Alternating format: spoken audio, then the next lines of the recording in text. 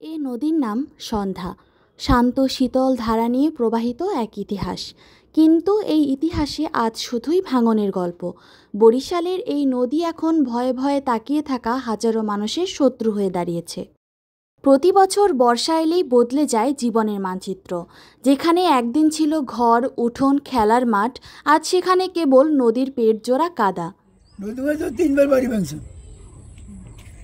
দোকান ভাঙছে, দোকান ভাঙলে একবার দুবার, দোকান ভাঙছে দুইবার, বাড়ি ভাঙছে তিনবার।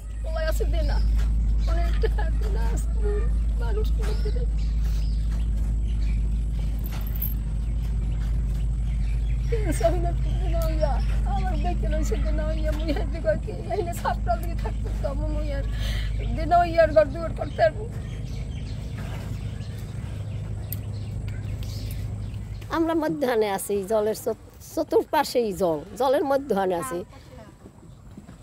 একালের খাল, তারপরে ডোবা সব একাল শরণার্থী নেল বই থা লাগে। আমার এমন ভাবে জল আইতে আছে, শরণার্থী নেল বই থা লাগে। সন্ধ্যা নদী একসময় জীবন দিয়েছিল এই জনপদকে। আজ সেই সন্ধ্যায় হয়ে উঠেছে বিষণ্ণ, ভয়, কান্না আর অনিশ্চয়তার প্রতিচ্ছবি। জলে তো তলাই গেছে, ভাঙছে মনে হয় অনেকবার। আর এই নদী ছিল ছোট, নদী ভাঙিয়া বড় হয়ে গেছে, অনেক ঘর বাড়ি ভাঙিয়া ঠেঙে গেছে। তারপরে আমরা এমনিও বাড়িঘর ভাঙছি 14-15 বার। সরকার থেকে আমাদের কেউ খোঁজ নিতে আসে নাই, কেউ অনুদান দিলেও কেউ পায়, কেউ পায় না। আমাকে এ সাইডে নদী, পশ্চিম সাইডে নদী, পূব সাইডে খাল। আমাকে যাওয়ারও কোনো জায়গা নাই। নদী এলে কোথায় যাব, কি করব জানি না। বিশেষজ্ঞরা বলছে এই ভাঙন ঠেকানো সম্ভব, কিন্তু দরকার পরিকল্পিত উদ্যোগ, দায়িত্বশীলতা আর সময় মতো পদক্ষেপ।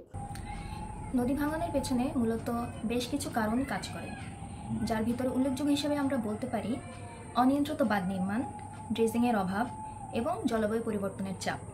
এ বিষয়ে দরকার দীর্ঘমেয়াদী এবং টেকসই পরিকল্পনা গ্রহণ করা, যে উদ্যোগটা মূলত সরকারকেই নিতে হবে এবং সাথে জনগণকে এ ব্যাপারে সচেতন করা, এটাও আমাদের জন্য অনেকটাই সহায়ক হবে বলে আমি মনে করি। এই নদী শুধু ভাঙে না, সে সাথে ভেঙে দেয় একটি পরিবারের বেঁচে থাকার স্বপ্ন।